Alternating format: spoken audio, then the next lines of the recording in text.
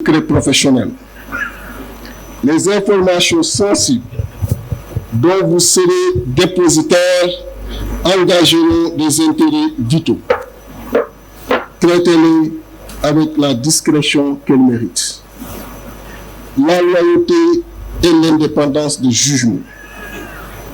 Restez loyal à votre employeur, mais sans complaisance, car votre habit technique doit demeurer libre, fondé sur la science et non sur le conformisme ou l'intérêt personnel. Le refus de la corruption sous toutes ses formes, qu'elle soit monétaire, relationnelle ou autre. Un ingénieur corrompu est un danger public. Il n'est plus un professionnel, mais il devient une menace. Le respect de l'environnement et des générations futures. Vos œuvres dureront des décennies. Concevez-les avec la conscience que la terre que vous aménagez appartient aussi à vos enfants et petits-fils. La culture de la responsabilité. Ingénieur, vous serez souvent décideur. Un pont, un barrage, un immeuble, un réseau routier, une entreprise de production, un système informatique, aéronautique à mettre en place. Derrière chaque réalisation, il y aura une signature et derrière cette signature, une responsabilité civile, pénale et morale. Assumer sa responsabilité, c'est refuser la culture de l'esquive et de l'excuse. Ayez toujours le courage de dire « j'ai fait ceci » en âme et conscience et dans l'intérêt supérieur de la nation. Et donc, j'assume. L'esprit d'innovation et d'adaptation. Le monde évolue à une vitesse vertigineuse. L'intelligence artificielle, les énergies renouvelables, les infrastructures résilientes face au changement climatique. Votre génération d'ingénieurs devra penser les solutions de demain avec les outils d'aujourd'hui. Ne vous enfermez jamais dans les certitudes du passé. L'ingénieur moderne et curieux, adaptable, ouvert au monde. Le sens de l'intérêt général. Vous avez été formés pour la plupart grâce aux ressources de la nation. Cela crée une dette, pas financière, mais morale. Une dette envers le peuple qui vous a porté jusqu'ici. Vos compétences sont au service du développement national, de l'amélioration des conditions de vie de nos concitoyens et ne l'oubliez jamais. Dans les ministères, dans les entreprises publiques et privées que vous intégrerez, vous serez confrontés à des situations qui mettront votre intégrité à l'épreuve. Des contrats juteux, des pressions hiérarchiques, des compromis tentants. Je vous dis sans détour, l'intégrité est la pierre angulaire de toute carrière durable. Un ingénieur qui trahit la confiance de ses mandats pour un gain personnel ne détruit pas seulement sa réputation, il compromet la sécurité des ouvrages qu'il certifie et ruine la confiance que la société place dans la profession toute entière et il trahit la mémoire de ses maîtres, professeurs, parents, la mémoire de toute une nation. Mesdames, Messieurs, chers confrères, nouvellement diplômés, honorables invités, notre pays traverse une phase décisive de son histoire. Les besoins en infrastructures de qualité, routes, ponts, barrages, réseaux d'eau et d'énergie, bâtiments publics, l'économie numérique, système aéronautique sont immenses. Les défis du changement climatique, de l'urbanisation galopante, de la compétitivité économique nécessitent des ingénieurs compétents, engagés et intègres.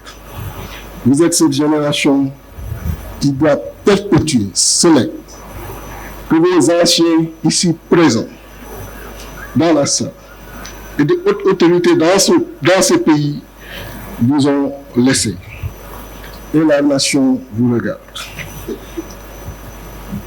Vous n'êtes pas et ne devez pas rester des cadres enfermés dans les bureaux climatisés, mais des bâtisseurs qui s'impliquent sur le terrain, qui vont à la connaissance des réalités du pays, qui savent dialoguer avec les communautés locales autant qu'avec les partenaires internationaux. Je vous invite à embrasser les territoires difficiles, les projets ambitieux, les missions qui effraient, afin d'apporter votre contribution décisive à la mise en œuvre de l'agenda national de transformation Sénégal 2050. En effet, notre pays est en chantier. De la boucle du Fouladou au sud du projet autoroutier Dakar-Tivaouane-Saint-Louis, des pistes de désenclavement de l'arrière-pays, le New Deal technologique, le programme de promotion des plateformes industrielles, le programme de réhabilitation et de la construction des aéroports du Sénégal. Dans cette dynamique, les défis de la mobilité, de l'équité territoriale et de la modernisation de nos infrastructures attendent vos compétences, votre énergie et votre audace. Ainsi, je vous invite à jouer pleinement votre partition dans le chantier de la transformation économique et sociale impulsée par son Excellence, Monsieur le Président de la République, Bassirou Diomaye Diakhar Faye, Président de la République du Sénégal. Le 17 juillet 2025, les travaux de concertation nationale sur l'enseignement supérieur, la recherche et l'innovation. Son Excellence disait, je le cite, les curricula de formation, de compétences de nos établissements d'enseignement supérieur produisent ne sont pas pour l'essentiel alignés sur les 4 axes de l'agenda national de transformation. Les établissements d'enseignement forment peu de techniciens supérieurs, très peu d'ingénieurs, peu de licences et de masters en sciences et technologies. C'est un handicap majeur à surmonter pour atteindre les objectifs de l'agenda national de transformation. Fin de citation.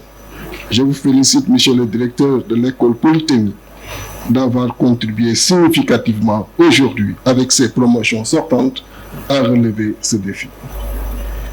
En acceptant d'être le parrain de votre promotion, je ne m'engage pas seulement, comme je l'ai dit tout à l'heure, à prêter mon nom à une liste de diplômés.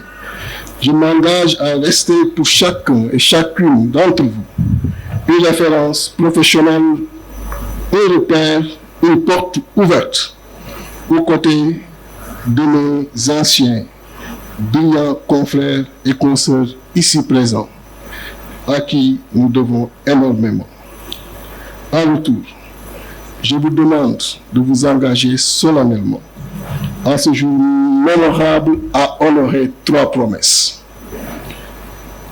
Promettre de servir avec compétence, en ne cessant jamais d'apprendre, de vous remettre toujours en question et de toujours vous former.